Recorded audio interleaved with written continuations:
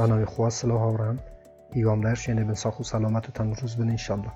برزان دیسان منی هاتماین لخدمت ایوه بو پیشکش کردن ویدیوی کیتر لزنجیره ویدیوکانی بلسنان پاره لانترنت لپیجی فیسبوکی بلسنان پاره لانترنت هر به حالت چنل یوتیوبی بلسنان پاره لانترنت وال برزانه که یکم جراو چنل یبینن لیره چنلی بلسنان پاره لانترنت کمن هاتماین هفتانه 4 ویدیو لاره و چنل و بلاو کمو که و ببرم براتوانن درو الکترونی اکان و هر $2 امریکی به دست بهنن و هیچ شکل ویدیو کانی دهاتو لدست ندن کمن بلاویانه کمو چنل که سابسکرایب بکه زنگوله تنشش جالب بکه و هر کاتی کم ویدیوی کاپلو تکم یا خود بلاو کمو یوتیوب لاره نوتیفیکیشن و یا گادار کاتو و یکم کسبن که بین ویدیو کان ببینن. ولی عزیزان چون که زوربت آندوی اوتان کرد بود که من یاری یک بلاو بکم و که هم بو که هاشوی پوبجی موبایل بی که هم بو اندروید ببی و هم بو آیفونش که هم رو یاری یکی زور خوش لبواری NFT بلوکچین و هر وادراوی الکترونی بو آمادم کردوه که ایوه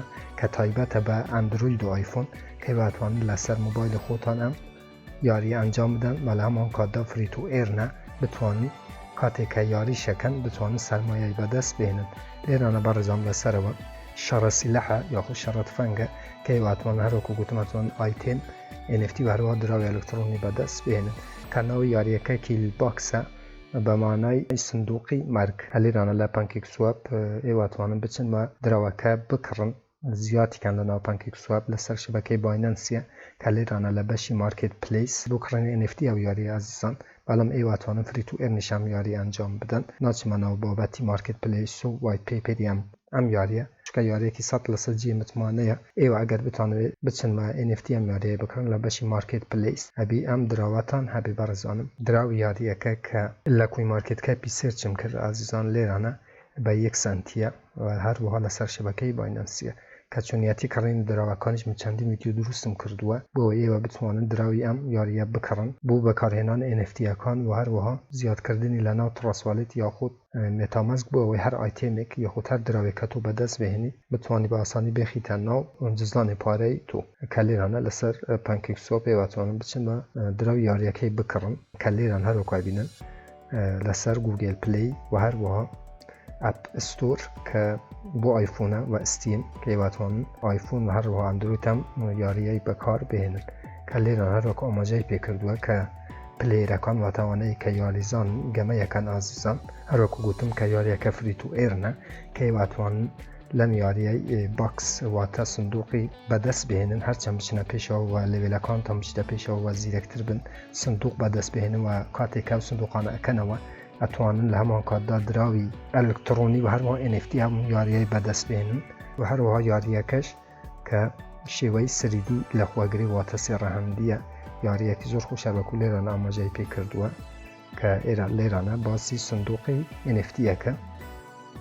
هر وها دراوی الکترونی هم یاریه برزانم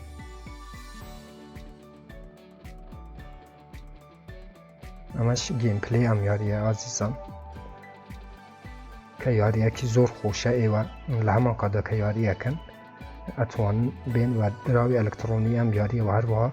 NFT به دست بهنن که لیرانش آماجه به صندوقی هم یاریه کردوه لیرانه صندوق تدتی که نا صندوق کن سلاحش عزیزان سلاحی هم یاریانه چون که NFT هر آیتمی که طولم یاریه به دست بهنی وکو یاریه کانی ترنیه تو اتوان لهمان کادا هم آیتمانه بفروشی و لناو اوپنسی و هر NFT که با قوتش که دستی دینید و تا یاریزانی با قوت یا خود اسلحه‌ای با قوت تو هر وکوتم لهمان کار داتوانی اسلحه کت لناو اوپنسی بفروشی او با کوی گشتی عزیزان باس یاریه که بو که یاریه که زور خوشه حاشیه و یاری پابجی موبایله که هر وکو لبیدات ویدیو کشم گیم پلی یاریه کم بوی و پخش کرد که بینیتان یاری چند خوشه بو هوی ایوه بتوانن بین یاری بکن و لمان کادا دراوی الکترون و NFT لم یاریه به دست بین همش لسر داواکاری زوربتان بود چون که کامنتان نویسی بو که من یاری یک بلاو بکم و که حاشیه پابجی موبایل بی و بو اندروید و آیفون ببی که هر وقت دیتی تان عزیزان ام یاریه بو آیفون و اندروید شبه تایبت با آیفون اندروید و فری تو ایر یاری بکن و بتوانن زیادتن سرمایه لم یاریانه به دست بینن من ناچ منو بابتی نانوسی نکه ایوه تنها لیرانه بونو من اگه گوگل پلی بید کلیک لەسەر یەکەی و یەکسەرە چیتە ناو یاریەکە و تەزبیتی یەکەی و ناونووسینەکەی زۆر ئاسانە ئازیزان کە بە جیمێلێک بۆ ئەتوانی ناونووسین بکەی و یەکسەرە بێتە ناو یاریەکە لەسەرەوەش ئازیزان کە کۆمونیتی ماڵپەڕە کۆمەڵایەتیەکان و هەروەها وایت پەیپەری ئەم مارکت پلەیس و هەروەها وایت پەیپەر کە لەم بەشە تواتوانێت بچی سەیری بکەی بۆ ئەوەی من ویدیۆکەی درێژ نەبێتەوە من ناچمانەوە ئەو بۆباتانە بە خۆت ئەتوانی بچیتە ناو ئەم بەشەنەوە سەیری وایت پەیپەری ئەم یاریەش بکەی بۆ ئەوەی زیاتر متمانەت پێ ببەخشێ کە تۆ لە هەمان کاتدا کە یاریەکەی سەرمایە کوو بکەیتەوە و ئەو کاتێک کە بوو ئەم یاریە تەرخانەکەی بەهەدەر نەدێت. لێرانە من کۆتایی بەم ڤیدیۆی بینم ئازیزان هەمووتان ئەزانن کە چۆن ناونووسین بکەن. ناونووسینەکە زۆر ئاسانە هەروەکو گوتم هەر ڕەخنە کامێ پرسیارێکە بوو لەژێر ڤیدیۆ لە چەنێلی یوتیوبم بنووسن من بە چاوان جوابتان ئەدەمەوە تا ڤیدیۆیەکی تر وێبسایتێکی تر ئەپێکی تر هەروەها بەرنامەیەکی تر هەمووتان بەخۆی گەورە سپێرم و یار و پەنای ئێوە بێت خۆتان لەگەڵ.